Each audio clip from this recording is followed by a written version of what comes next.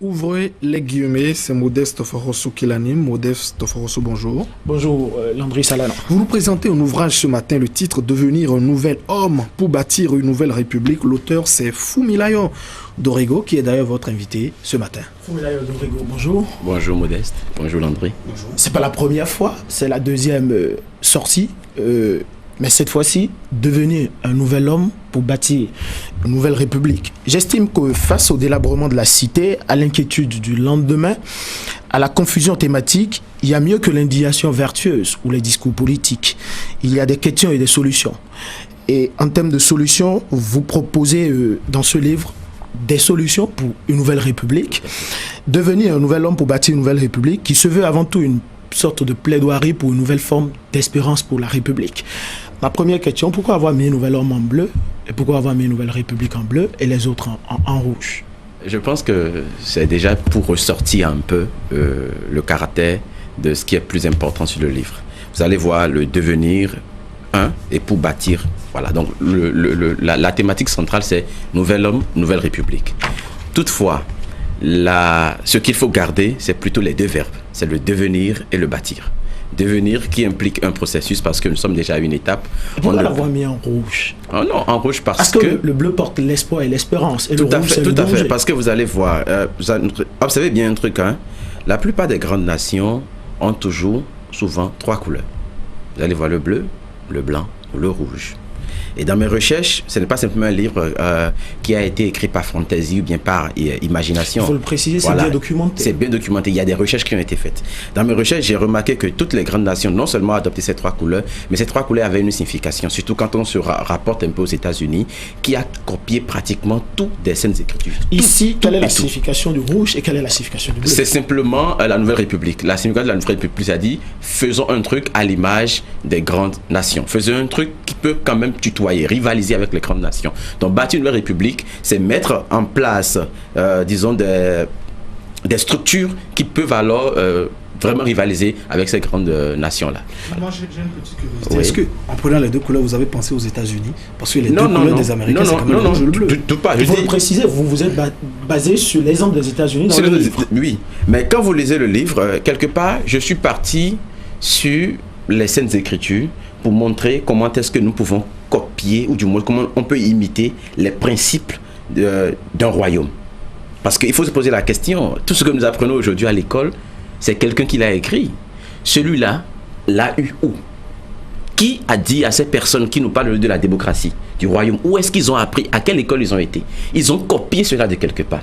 Et dans ce quelque part, en fait, c'est parce que ceux-là ont été beaucoup plus à l'écoute de Dieu. Dieu leur a communiqué des choses. Et quand vous voyez, par exemple, dans les Saintes Écritures, dans la Bible, vous allez voir que quand Dieu a demandé à Moïse de construire son tabernacle, qui ne serait peut-être que le reflet de son royaume et de sa présence sur terre, il lui a donné trois couleurs significatives. Ces trois couleurs étaient le bleu, le rouge et le blanc. Bien sûr, il y a des nuances. Quand vous lisez, on ne dit pas systématiquement le rouge. Vous allez voir, par exemple, pourpre, cramoisi et par exemple le lin. Mais quand vous voyez, c'est des dérivés du blanc. Quand on le met dans notre contexte actuel, blanc, rouge et bleu. C'est pourquoi j'ai utilisé ces couleurs-là pour pouvoir exprimer le côté caractère, le côté spirituel de ce que je suis en train d'accoucher comme idéologie pour la République. Je l'assume, c'est une plume désespérée que vous mettez en gage.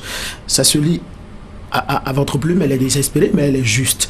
Vous dites déjà, quelle frustration de vivre dans un pays aussi dégradé où tout autour de moi semble s'y plaire. Vous êtes un démiurge, vous êtes le seul qui pensait que la République ne va pas, tout le monde s'y plaît, c'est ça? C'est le postulat de votre livre quand même. Tout à fait, tout à fait. Les gens s'y plaisent, pourquoi? Parce que vous allez voir une chose, même quand vous en parlez, c'est pas que les gens ne savent pas qu'il y a un problème, c'est pas que les gens ne savent pas que ça ne va pas, mais quand vous en parlez, ils vous disent simplement, qui sommes-nous pour changer? Et des gens qui vous disent, en fait, ça ne changera pas aujourd'hui. Pas en tout cas de notre époque, il faut attendre. Donc autant vivre, autant l'accepter. Or, l'erreur c'est dans l'acceptation. Quand vous acceptez quelque chose, c'est que vous tolérez la chose. Et quand vous la tolérez, ça devient une norme. Et c'est ce que nous communiquons à nos enfants. Observez une scène que je vois souvent. Lorsque les parents sont avec leurs petits-enfants et l'enfant veut faire un besoin, par exemple, faire pipi, on le déshabille sur la voie et l'enfant urine sur la voie. En fait, on se dit c'est rien. Mais l'enfant grandit avec ce côté, tu m'avais dit, incivique, où il apprend naturellement à uriner au bord des voies. C'est ce qui se fait.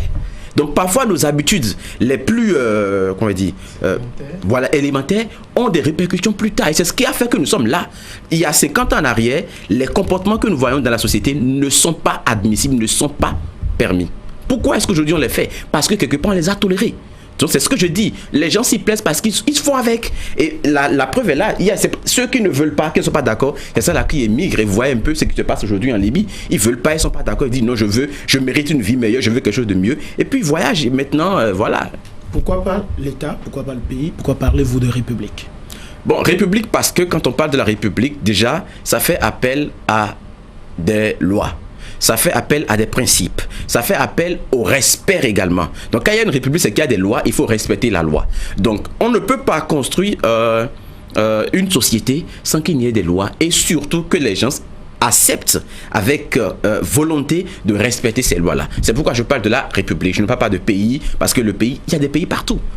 Vous voyez, il y a des présidents partout. Mais ce que nous voulons, c'est une république qui répond vraiment aux normes qu'il faut. En plus de 50 ans, en plus de 50 années d'indépendance, nous ne pouvons dire qu'il y a eu de considérables avancées. Quand nous nous comparons à la Chine, qui avait...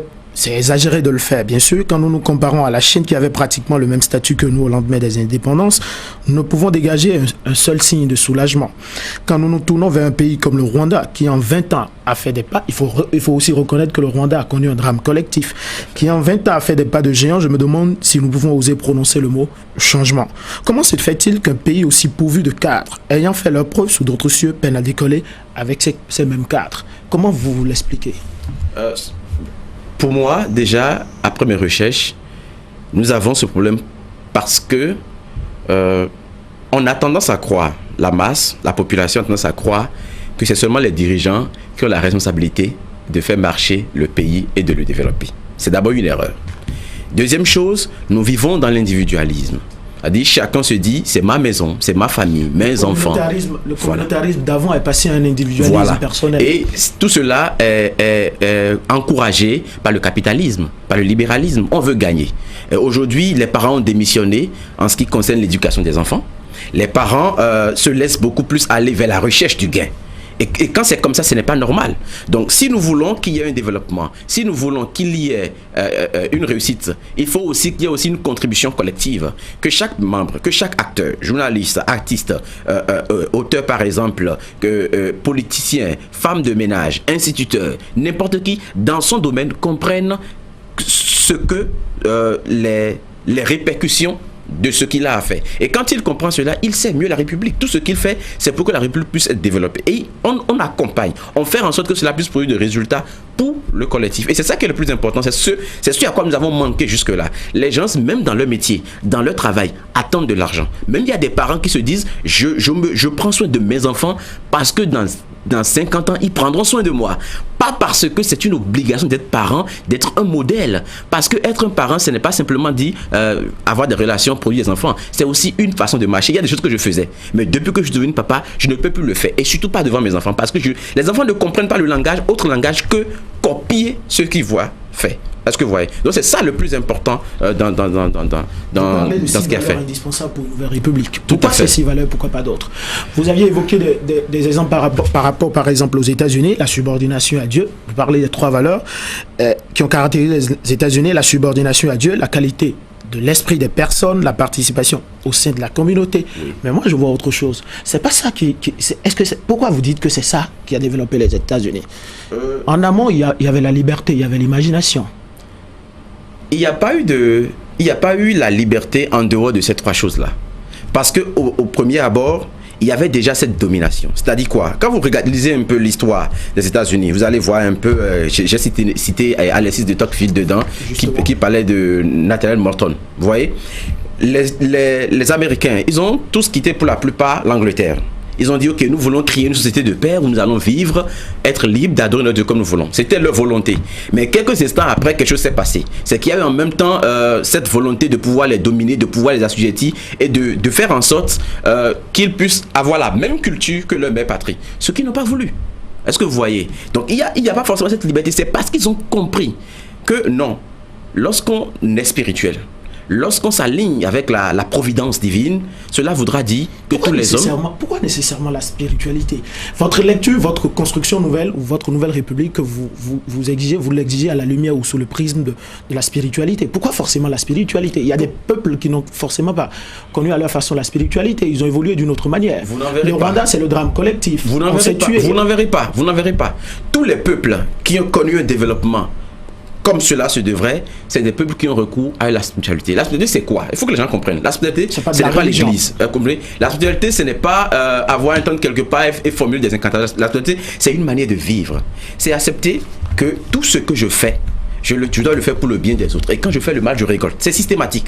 Donc quand je suis président et qu'on me dit, ok, il y a tel fonds qui est venu de l'étranger, on dit de construire par exemple des voies, je m'arrange pour que cette voie-là soit construite. Parce que si je ne le fais pas, et que sur ce chemin où des gens meurent, le sang, c'est moi qui le prends. Votre nouvelle république doit toujours recourir à l'aide, comme le dénonce le professeur Frédéric Joël Aïva.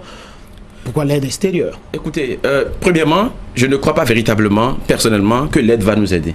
Je crois que ce qui est important de faire actuellement, c'est que les populations s'engagent, se mettent au service du développement. Chacun dans son couloir, dans son domaine. Vous comprenez?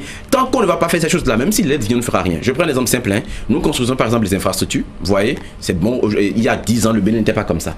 Mais vous voyez, dès qu'on finit, 1 mois, 2 mois après, les gens collent les affiches partout. Les gens prennent de la peinture, écrivent. Ils disent non, libérer telle personne, faire telle chose. Ça, par exemple, ce n'est pas normal. Est-ce qu'il faut investir de l'argent pour qu'au même moment, les mêmes personnes pour qui on croit mettre quelque chose qui peut les aider, arrivent maintenant à détruire encore ces choses-là? Je pense que c'est là la question. Donc, il faut forcément le caractère civique, le caractère engagement pour qu'on puisse vraiment aller de l'avant.